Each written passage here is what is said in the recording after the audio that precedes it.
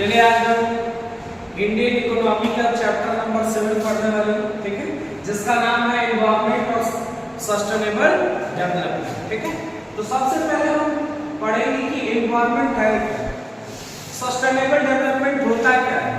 तो sustainable development का मतलब होता है ऐसा डेवलपमेंट जो हम बिना पर्यावरण को क्षति पहुंचाए हुए करें और अपने फ्यूचर जनरेशन के लिए उसको कंजर्व करके रखा जाए। ऐसा अगर डेवलपमेंट होता है तो हम उसे बोलते हैं सस्टेनेबल डेवलपमेंट।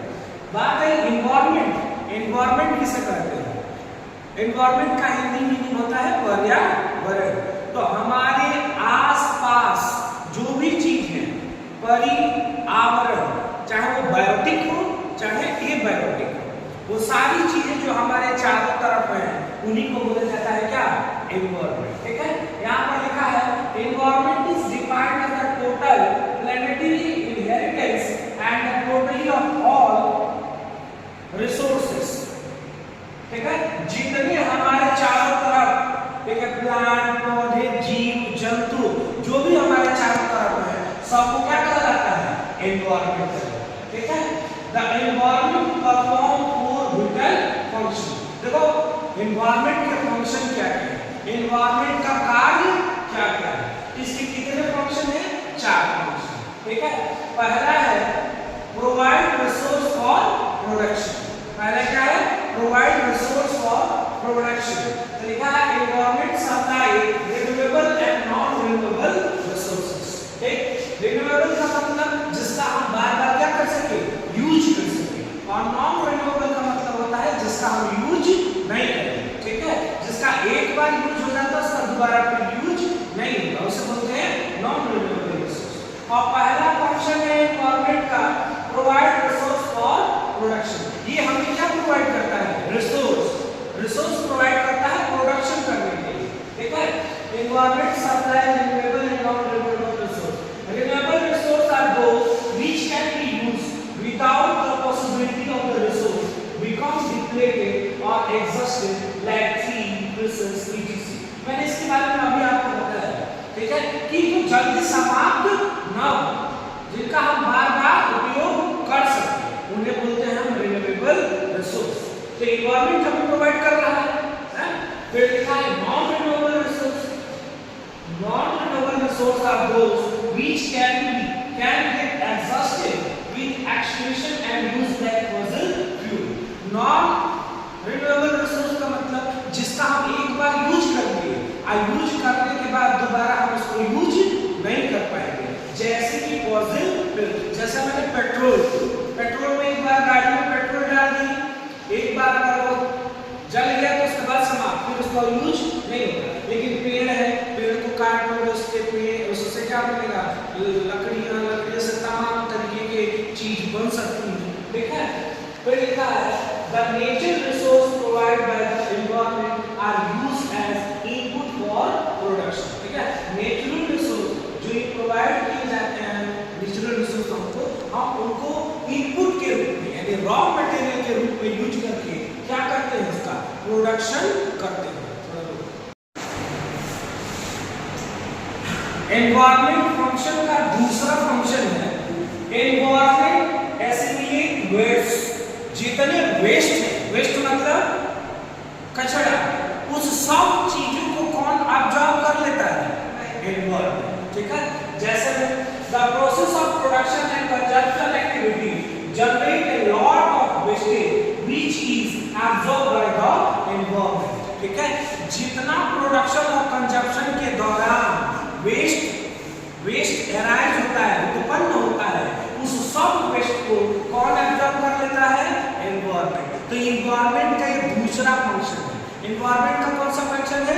दूसरा फंक्शन है, जो कि हमारे पर्यावरण में जितनी सारी वेस्टेज है सबको क्या कर लेता है? एब्जॉर्ब कर लेता है। ठीक है, फिर तीसरा लिखा है एनवायरनमेंट सस्टेन लाइफ। एनवायरनमेंट हमें क्या प्रोवाइड करता है? लाइफ प्रोवाइड करता है। कैसे? some basic necessity of life, sun, soil, water and air are part of environment. So environment sustain life by providing these essential elements। ठीक है, इस तरीके से जो environment है क्या प्रोवाइड करता है? लाइफ प्रोवाइड करता है। अच्छा, एक इन्वायरमेंट में मैंने दो चीज बताई, एक बायोटिक और एक एबायोटिक। बायोटिक मतलब जिसमें जान होता है, एबायोटिक मतलब है जिसमें जान नहीं होता।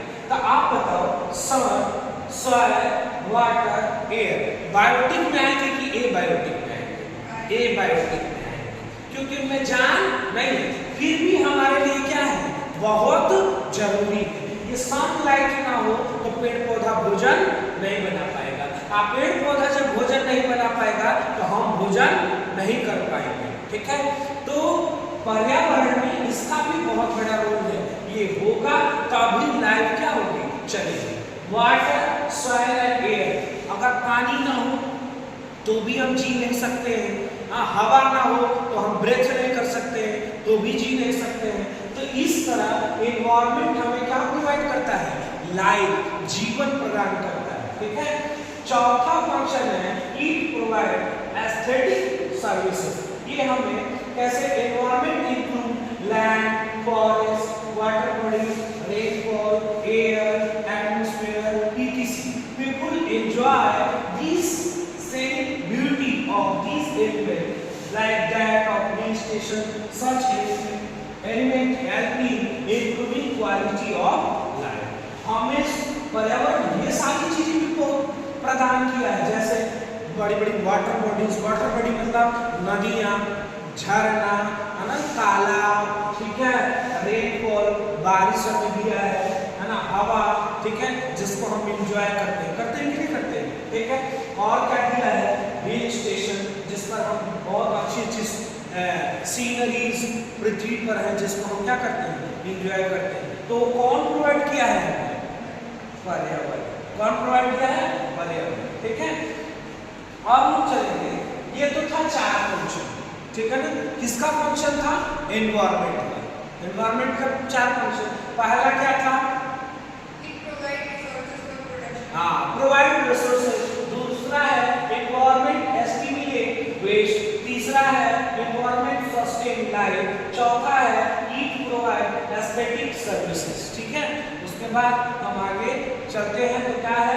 Environment crisis occur when resource extraction is above the rate of generation of the resource and the wastage generated are not within the assimilating capacity of the environmental reason for environmental crisis. ठीक है, क्या क्या कारण है जिससे environmental crisis हो रही है? ठीक है, पहला लिखा है the population explosion। ठीक है ना, पॉपुलेशन एक्सप्लोशन मतलब जनसंख्या में क्या हो रहा है? विस्फोट। जनसंख्या में विस्फोट ही सबसे बड़ा कारण है किस चीज का?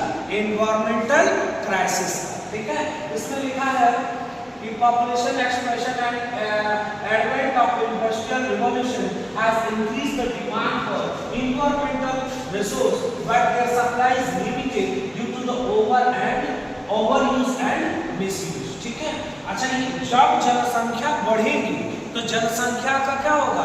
डिमांड होगा प्रोडक्ट्स का, और वो प्रोडक्ट्स कहाँ से प्राप्त होंगे? हमें नेचर से प्राप्त होगा। और जब नेचुरल रिसोर्स का दोहन होगा, निकाला जाएगा, तो वो कहीं ना कहीं हमारे एनवायरनमेंट को क्या करेगा? क्षति पहुंचाएगा।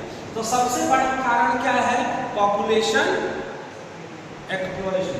दूसरा है the intensive and extensive extraction of both renewable and non-renewable resource। दूसरा कारण है कि हम ज्यादा से ज्यादा मात्रा में रिन्यूएबल और नॉन रिन्यूएबल रिसोर्स को क्या कर रहे हैं? निकाल रहे हैं, उसका मिसयूज कर रहे हैं। ये भी हमारे लिए एनवायरनमेंट में क्या पैदा कर रहा है? क्राइसिस पैदा कर रहा है। तीसरा है extinction of many resources and continued rise in the population has also resulted in environmental crisis। ठीक है, लगातार हम रिसोर्स को निकाल रहे हैं और लगातार जनसंख्या बढ़ रही है। ये अभी किसको दर्शा रहा है? एनवायरमेंटल क्राइसिस को। ठीक है, चौथा लिखा है due to affluent consumption and production standard of the development world, the waste generated are beyond the absorptive capacity of the environment। आज के समय जो स्टैंडर्ड ऑफ लाइफ बन गई है लोगों की, जीने का जो तरीका हो गया है, उसमें क्या है, अच्छे अच्छे जितने भी प्रोडक्ट्स बन रहे हैं, तो वो जब बन रहा है तब भी वेस्ट क्रिएट कर रहा है, और जब बन करके हम उसका उपयोग कर रहे हैं तब भी वो वेस्ट क्रिएट कर रहा है। जैसे एसी का उदाहरण लिया जाए तो एसी जब आती है, जब हम घरों में लगाते हैं तो वो क्या पैदा करता है, क्लोरोफ्लोरोकार्बन क्या पैदा करता है, जिससे हमारा एनवायरमेंट क्या हो रहा है, डिस्ट्रॉय हो रहा है। ठीक है, आगे लिखा है the development process has pollute the atmosphere and waters and there is a decline in air and water quality. It has resulted in increased incidence of respiratory and waterborne disease। ठीक है, अब इससे क्या हो रहा है कि लगातार हम नेचुरल रिसोर्स निकालते जा रहे हैं, है ना, स्टैंडर्ड ऑफ लाइफ को बनाते जा रहे हैं, तो इसमें वाटर का लेवल हो चाहे एयर का लेवल हो, 70% तक क्या हो गया है, पॉल्यूटेड हो गया है। 70% तक क्या हो गया है, पॉल्यूटेड हो गया है। ठीक है, 70% तक पॉल्यूटेड हो गया है। ठीक, the expenditure on health is also rising. ठीक है, जो एक्सपेंडिचर हेल्थ पर, इसके कारण हमारा हेल्थ खराब होता जा रहा है, और हेल्थ खराब होता जा रहा है तो हम इस पर ज्यादा से ज्यादा खर्च कर रहे हैं। Global environment issue such as global warming, सबसे बड़ा इशू है वो है ग्लोबल वार्मिंग। दिन पर दिन ग्लोबल वार्मिंग बढ़ते जा रहे हैं, जितने ग्लेशियर हैं पिघलते जा रहे हैं, हमारे पर्यावरण जो है वो प्रतिकूल होता जा रहा है। ठीक है, जो हमारे लिए क्या है, बहुत हानिकारक है। ठीक है, आएगा समझ में। चलिए अगला टॉपिक है ग्लोबल वार्मिंग। ग्लोबल वार्मिंग का मतलब क्या होता है, यहाँ पर हम जानेंगे। Global warming is the observed and projected increase in the average temperature of earth atmosphere and oceans. हमारे पृथ्वी का जो दिन पर दिन टेम्परेचर क्या होता जा रहा है, बढ़ता जा रहा है। ठीक है, उसी को बोला जाता है क्या, ग्लोबल वार्मिंग। आज देखिए, आज के समय में हमारे क्या कहते हैं, एटमॉस्फेयर बहुत गर्म रहा है, बहुत गर्म रहा है। अभी तक भारत में दिल्ली में लगभग 55 डिग्री सेल्सियस तक तापमान जा चुका है इस बार की गर्मी में, तो उसी को बोला जाता है ग्लोबल। हमारा एटमॉस्फेयर का जो टेम्परेचर इंक्रीज हो रहा है उसे हम बोलेंगे क्या, global warming. Causes of global warming, क्या कारण है ग्लोबल वार्मिंग का। The global warming is due to increase in green house gas concentration like water vapor, carbon dioxide, methane and ozone in the atmosphere। ठीक है, global warming बढ़ने का कारण क्या है, तो क्या कारण है, ग्रीन हाउस गैस। और ग्रीन हाउस गैस कौन सी होती है, कार्बन डाइऑक्साइड होता है, क्लोरोफ्लोरोकार्बन होता है, मीथेन होता है। ठीक है, ये सब क्या है, ग्लोबल वार्मिंग गैस, अरे ग्रीन हाउस गैस है। इनके कारण हमारा टेम्परेचर दिन पर दिन बढ़ता जा रहा है और ग्लोबल वार्मिंग हमारे पृथ्वी पर बढ़ती जा रही है, गर्मी बढ़ती जा रही है। ठीक है, अब आगे चलिए, अभी तक हमने देखा ग्लोबल वार्मिंग। अब ग्लोबल वार्मिंग की क्या इफेक्ट है जो हमारे पृथ्वी पर पड़ेगी, है ना, बहुत महत्वपूर्ण टॉपिक है। ग्लोबल वार्मिंग का क्या इफेक्ट हमारे पृथ्वी पर पड़ेगा, तो हमारे पृथ्वी पर पहले देखो मेल्टिंग ऑफ आइस। आइस मतलब बर्फ क्या होंगे, पिघलेंगे। जब ग्लोबल वार्मिंग बढ़ेगा, टेम्परेचर बढ़ेगा, तो आइस क्या होंगे, पिघलेंगे। Ice is melting worldwide, especially at the Earth poles. It has led to steep rise in sea level and the coastal flooding. जब ग्लेशियर पिघलेंगे तो ओशन का लेवल क्या होगा, बढ़ेगा। और ओशन का लेवल जब बढ़ेगा तो बाढ़ आएगी। पहला इसका प्रभाव समझ में आ गया, क्या आएगी, बाढ़ आएगी। तो पहला है मेल्टिंग ऑफ आइस, दूसरा है नेचुरल डिजास्टर ना, दूसरा क्या है, नेचुरल डिजास्टर आएगा। ठीक है, ट्रॉपिक स्टॉर्म लाइक बिकम बाढ़ें आएंगी ना, सब डिस्ट्रॉय हो जाएगा। ट्रॉपिकल डिजीज, बहुत सारी बीमारियां पैदा होंगी। देखा global warming has increase incident of tropical disease like malaria, कलरा, डेंगू, चिकनगुनिया etc, है ना। जब बाढ़ आएगी किधर पानी इकट्ठा होगा तो मलेरिया जैसा, चिकनगुनिया, है ना, और कौन सी मलेरिया, कलरा, डेंगू ऐसी बीमारियां फैलेंगी। ठीक है। इफेक्ट ऑन एनिमल, जानवरों पर भी इसका प्रभाव पड़ेगा। There are thousands of species like polar bear in danger to become extinct forever। जो पोलर बियर बर्फ एरिया में रहते थे, बर्फ पिघल जाएगा